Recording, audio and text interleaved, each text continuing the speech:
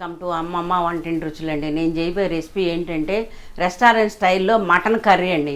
ఆ మటన్ కర్రీని ఎలా చేయాలి ఏంటన్నది చేసి చూపిస్తానండి. వంటింట్లోకి వెళ్ళిపోదాం, ఫాలో అవ్వండి. ఇదిగోండి, గ్యాస్ వెలిగించుకుందాం అండి. ముందు మటన్ కర్రీకి మసాలా రెడీ చేసుకుందామండి. జీడిపప్పు బద్దలండి ఒక 10 నుంచి 15 వరకు వేసుకోండి, టేస్ట్ బాగుంటుందండి. 4 ఎండుమిరపకాయలు వేస్తున్నానండి. ఇప్పుడు లవంగాయలు, యాలక్కాయలు, దాచిన చెక్క అండి ఇలా వేసేసి కొంచెం దోరగా వేగిన తర్వాత పచ్చివాసన పోయే వరకు దీన్ని మిక్సీ జార్లోకి వేసుకుందామండి.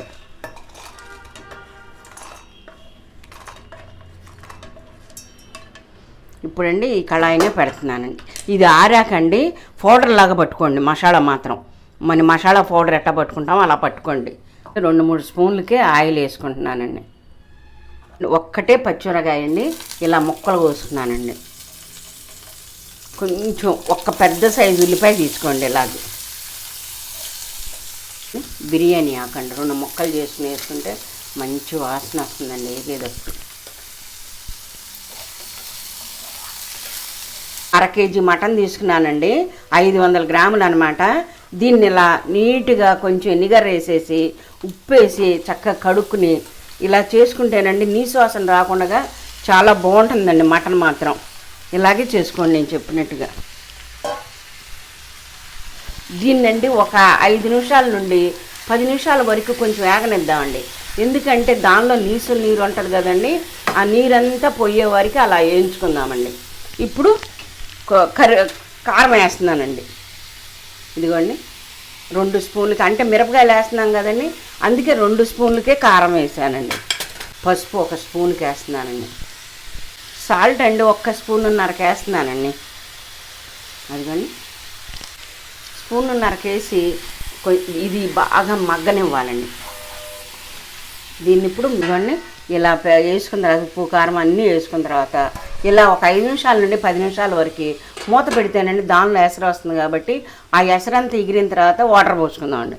టమాటాలండి పచ్చి ఏనండి, ఉడకబెట్టకుండా ఏమీ లేకుండా మీడియం సైజు కాయలు 3 వేసుకుంటున్నానండి. ఈ 3 కూడా పేస్ట్ పట్టుకోవాలి. వీటినేమో ఎండుమిరకాయలు ఆడినేమో పొడిలా పట్టుకోండి. ఇదిగోండి దీన్ని ఇలా పేస్ట్లా పట్టేసుకుందామండి. మసాలాలు టమాటాలని ఇలా పేస్ట్లా చేసుకున్నామండి.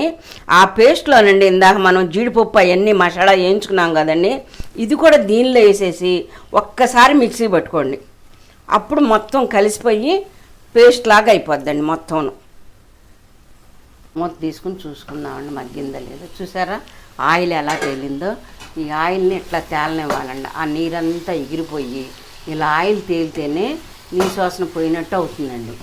ఇప్పుడు మనం 1 స్పూన్కే అల్లం వెల్లుల్లిపాయ పేస్ట్ వేసుకుంటున్నానండి.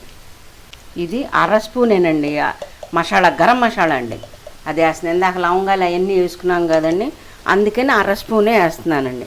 ఇది ధనియాల పౌడర్ అండి. ఇందాక మనం మసాలా పట్టుకున్నాం కదండి, టమాటాలు అవన్నీ కలిపి ఇదిగోండి ఇలా పోసేసుకుని మొత్తం కలిపేసి మళ్ళీ 2-3 నిమిషాల వరకే మూత పెట్టేసుకోండి. మొత్తం ఇలా కలిపేసండి. ఇలా తిప్పుతున్నా కదండి, ఇలా కలిసాక అంతాను మనము పైకి ఆయిల్ తేలుతుందండి. మళ్ళీ మూత పెట్టి ఉడకనిస్తే అప్పుడు ఆయిల్ తేలాక ఏమేం చేయాల్సింది అన్నది మీకు మళ్ళీ చెప్తానండి. మూత పెట్టేసుకుంటున్నానండి. ఒక్కసారి చూసుకుందామండి. చూసారా ఆయిల్ ఎలా తేలిందో? అలా తేలితేనే కర్రీ చాలా టేస్టీగా ఉంటుందండి. ఇప్పుడు దీన్ని ఏం చేస్తానంటే, నేను మాకు పెద్ద కుక్కర్ లేదండి, అందుకని మీకు చూపించడానికి దీనిలో నాన్ స్టిక్ దానిలో వేసుకున్నానండి. ఇప్పుడు మాకు చిన్న కుక్కర్ ఒకటి ఉందండి, దానిలో వేసేసి వాటర్ పోసుకుని ఇదిగోండి దానిలోకి వేస్తున్నానండి ఈ కర్రీని అంతాను.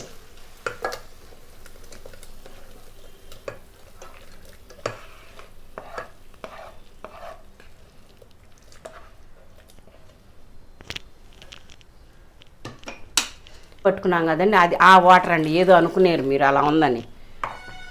ఇదిగోండి 1 గ్లాస్కి వాటర్ పోసుకోండి. గ్లాస్కి వాటర్ పోసుకుని ఇదిగోండి ఇదంతా ఇటు తిప్పేసుకోండి. తిప్పుకొని మీరు ఇదిగోండి కుక్కర్ మూత పెట్టేసుకునండి. బాగా ముదురుది అనుకోండి, అప్పుడు 5-6 విజిల్స్ రానివ్వండి. కొంచెం లేతగా ఉందనుకోండి మటను 3-4 విజిల్స్ రానివ్వండి.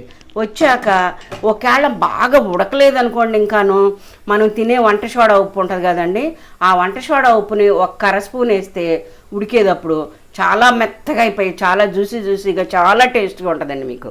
ఇదిగోండి కుక్కర్ పెట్టేశాను పొయ్యి మీద. కర్రీ అయిపోయిందో లేదో చూసుకుందామండి. మూత తీసి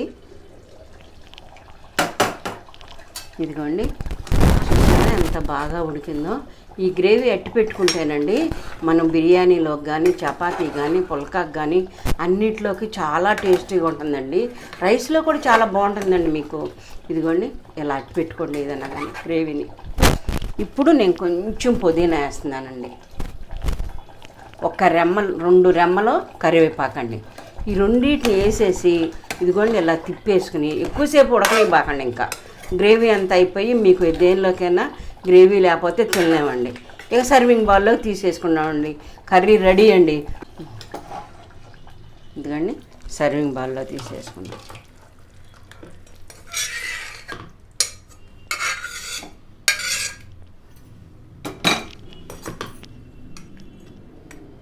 రెడీ అయిపోయిందండి. సర్వింగ్ బౌల్లో తీసేసుకున్నాను.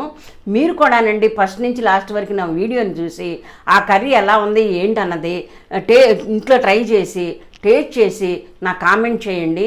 కామెంట్ చేస్తేనే కదండి నాకు టేస్ట్లు ఎలా ఉండేది తెలిసేది. నా వీడియోని మీరు అందరూ షేర్ చేసుకోండి, లైక్స్ కొట్టండి. నా ఛానల్ని చూడని వారు కొత్తగా చూసేవాళ్ళు ఉంటే సబ్స్క్రైబ్లు మాత్రం మర్చిపోబాకండి. బాయ్ అండి.